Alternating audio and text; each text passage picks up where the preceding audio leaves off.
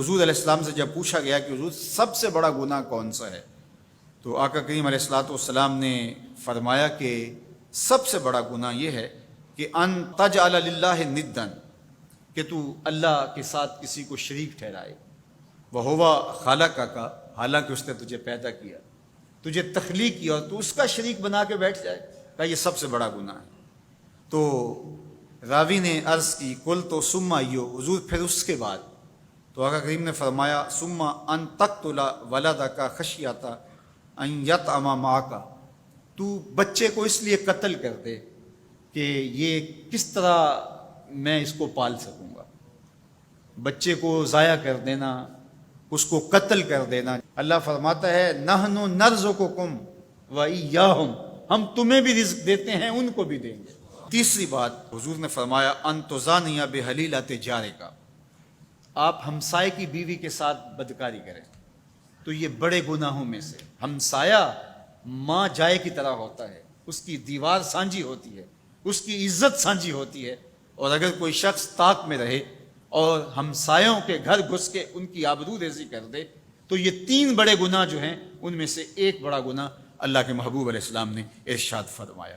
حضرت عبداللہ ابن مسعود رضی اللہ تعالی عنہ سے یہ روایت مروی ہے کہ لا احد اغیر من اللہ عز وجل، اللہ سے زیادہ کوئی غیرت مند نہیں ہے، اللہ سب سے زیادہ غیرت مند ہے، اور اس کی غیرت کا تقاضا یہ ہے وَلِذَالِكَ حَرَّمَ الْفَوَاحِشَ مَا ظَهَرَ مِنْهَا وَمَا بَطَنَ، کہ اس نے بے حیائی کو چاہے وہ پوشیدہ طور پہ کی جائے یا اعلانیہ طور پہ کی جائے اس کو پسند نہیں کیا، اور اس نے منع کر دیا، لوگوں کو روک دیا، حرام قرار دے دیا، اس لیے کہ وہ خود غیرت مند ہے۔ غیرت مند مالک غیرت کا سبق دیتا ہے اپنی مخلوق کو۔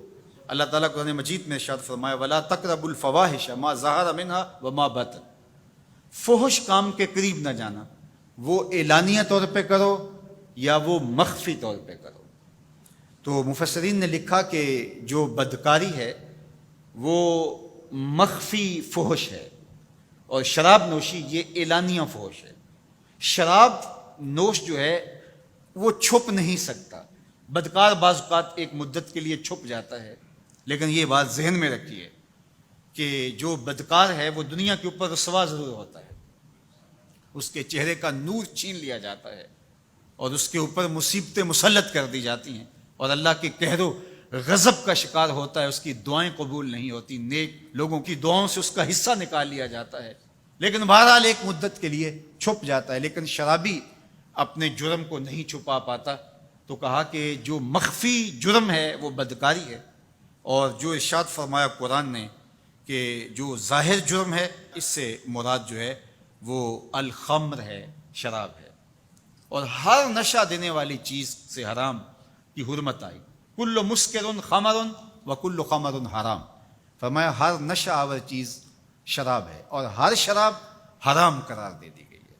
اب یہاں بھی لوگ دلیلیں لے کے بیٹھ جاتے ہیں، میاں وہ بھی ایک مشروب ہے، اس سے کیا فرق پڑتا ہے؟ میاں جب رب نے کہہ دیا تو بات ختم ہو گئی۔ ایک یہودی کے پاس ایک مسلمان مہمان ٹھہرا تو اس نے انگور پیش کیے، تو اس نے بڑے شوق سے لیے، تو تھوڑی دیر کے بعد وہ شراب لے آیا۔ اس نے کہا استغفر اللہ، میں مسلمان ہوں، میں شراب نہیں لیتا۔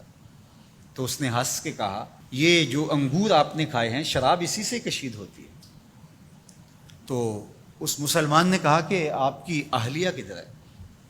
تو وہ اپنی اہلیہ کو بلا لایا، تو کہا آپ کی کوئی اولاد بھی ہے؟ کہا ہاں میری بیٹی ہے، اس کو بھی بلا لاؤ۔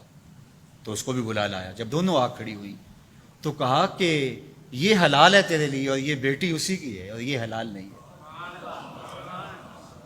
تو جب اس یہودی نے یہ بات سنی فقال اشہد ان لا الہ الا اللہ وحدہ لا شریک لہ واشہد ان محمدا عبدہ ورسولہ۔ کہا اتنی خوبصورت دلیل، اتنی خوبصورت دلیل۔ کہا انگور سے شراب نکلی ہے تو شراب حرام کیوں، انگور حلال کیوں؟ تو کہا مجھے یہ بتاؤ کہ تمہاری بیوی تمہارے لیے حلال ہے، تمہاری بیٹی تمہارے لیے حرام کیوں؟ کہا بات سمجھ میں آ گئی۔ تو میرے رب نے بعض کا تو اس کی حکمتیں ہمارے علم میں نہیں ہوتی، اور حکمت نہ جاننے کی وجہ سے ہم کہتے ہیں کہ یار یہ بات سمجھ میں نہیں آتی۔ یہی تو ہمیں بتایا گیا کہ جو سمجھ میں آئے اس کو بھی ماننا ہے، جو نہیں سمجھ میں آئے اس کو بھی ماننا ہے۔